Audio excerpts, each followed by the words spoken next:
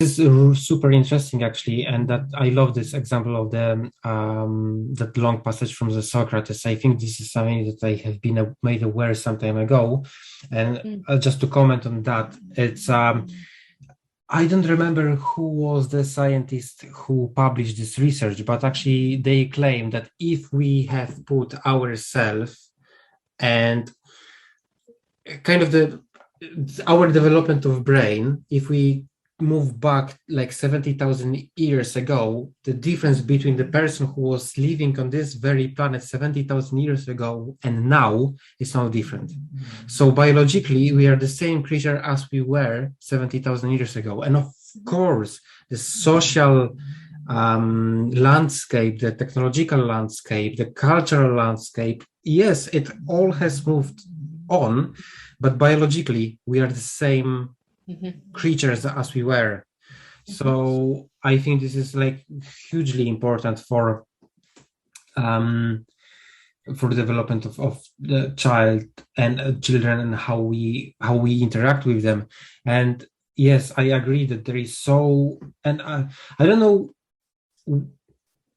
like what can we do to ensure that in that ever changing political landscape, that the political discourse that is going on at the moment, with the kind of violence and pornography and everything that is going on, and it's so easy to access, like how do we support our children and young people to cope with that information overload, to ensure that they have the best kind of starting point for disciplined life and for the best life they can have.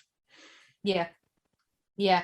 I think a lot of it is about helping them to have full awareness of themselves, because if they really understand themselves, their emotional reactions, not only their secondary emotions, but the primary emotions that are fueling them. So, in other words, if they're angry at something that's happened externally, an example would be understanding that maybe they're aware of anger on the surface, but behind that, maybe it's triggered a sense of inadequacy or helplessness or whatever that may. That's just an example, and just an example using anger. Um, but I think the more that we can help them with that emotional awareness, the more they can be aware of what they're reacting to. And as you say, that changes and has changed over the centuries as the social, cultural, political landscape. As that changes, as the world changes, it's just what we are reacting to that has changed rather than their ability to react. So I think the Yeah. more that we increase that self-awareness, and definitely self-love, self-value needs to be at the absolute core of that. So whatever we're reacting to out there comes along with a real self-compassion, and also emotional intelligence, really, to react to that. On social media, because this is a big part of our world, certainly at the moment, and increasingly so, and a part of our children and teenagers' world. And we sometimes get parents coming along saying, I just, no, I don't let them join anything. And you think, okay, but you might be causing another problem, because Yeah. it's so much a part of our world that if you don't allow that to be a part of theirs, then they are not part of their peers, and you're not allowing them the opportunity to live in the world that they live in. So what we teach instead is something called mindful social media, Right. which is about, before you, well, we don't turn on our phones now, they're usually always on, but before you open your social media app, whatever that might be, um, to actually, first of all, take a few minutes just to be mindful about why you're doing it.